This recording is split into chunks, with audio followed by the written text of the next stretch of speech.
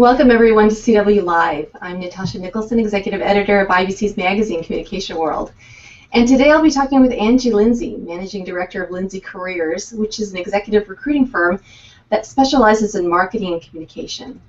And Angee will be leading an upcoming IBC online workshop, which is titled Building Your Personal Brand. And that will be in February 12th through March 12th. And today we'll give a little preview of what you can expect to learn during the workshop. Welcome, Angee. Hi. Well, let's start here. Your workshop focuses on developing your personal brand. So what does a personal brand encompass? Well, just like as if you were branding a company, right, or a product, what you really have to look at is the combination of your actions and then, of course, your words, how you do that both verbally and your online presence. So what I mean by that is you've got to be really clear about what it is that you do. And then it's about how you talk about yourself. So it can be at work or a networking session or even with friends and acquaintances, being able to really very clearly articulate what your personal brand is or who you are really matters. Then you have to take that story and be able to do it in written documents as well. It could be a bio or a resume, and then of course your online presence, and that is your social media, LinkedIn, what you're tweeting, what your Pinterest page is, all of those different ways, all encompasses your personal brand. So why is it so important to devote time to developing your personal brand? I think that we all kind of do heads down, we're busy working, and we kind of feel like our work will speak for itself. But unfortunately, it doesn't always work that way. Everybody's heads down and busy, so they may not really understand who you are and what you have to offer. So it's really important that we think about, how do I want to be known at work? Once you answer that, you can create your personal communication strategy so that you're able to talk about yourself in a way that others can understand your value really quickly. Because you want to get picked for that project or for that team or for that next great assignment. And the only way you can do that is as if you have a reputation, a positive reputation, and you're able to articulate what that really looks like. So I think it's really important regardless where you are in your career. I mean, it's not just for people who are consultants or in job search. This is important to everybody, junior and senior alike.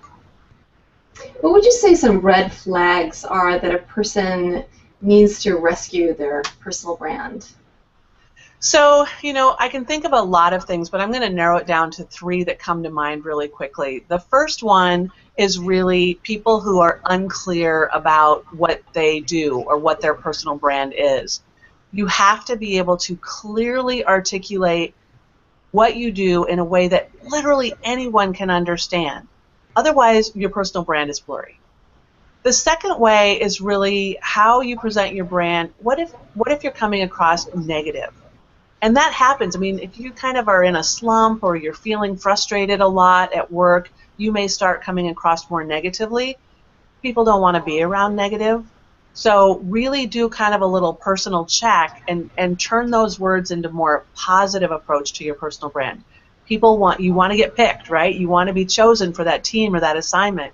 And so you have to be more positive in how you do your personal brand. And then finally, people who are inconsistent or send mixed messages. Because many of us have a lot of different skills. You're not just one thing, or you don't have just one interest. And so in the kind of hope to not narrow yourself too much, you may send mixed messages. Maybe you tell one person you're really great at internal communications, but you tell another person you're really great at external communications.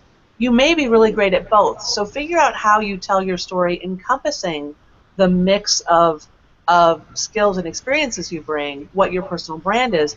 Doesn't have to be one thing. Just be clear in how you pull it together.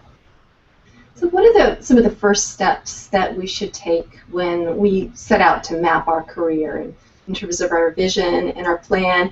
And are there some particular questions that we should be asking ourselves right at the beginning of the process?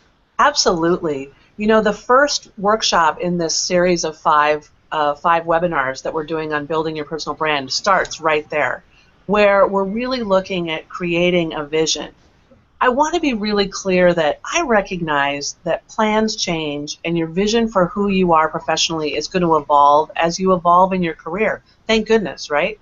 But when we look at the first session of the series, we're going to really start by looking at the industry. And when I say industry, I mean the function of communications, and really think about the current and then the future trends of communications.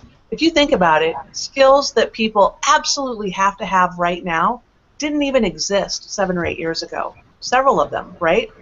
And then we're going to look inward and evaluate where we've been, analyze what we know and where the gaps are based on where the marketplace is heading. And then from there, we create a vision for the future. And frankly, it's a really fun exercise, and I love it. It's a little woo-woo, but it's really cool. It's a winding road.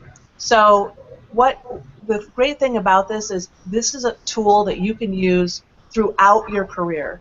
I think it's important to continuously evaluate where have you been and where are you going, and modify that vision to really shape based on how you're evolving as a person and, frankly, how the marketplace is evolving.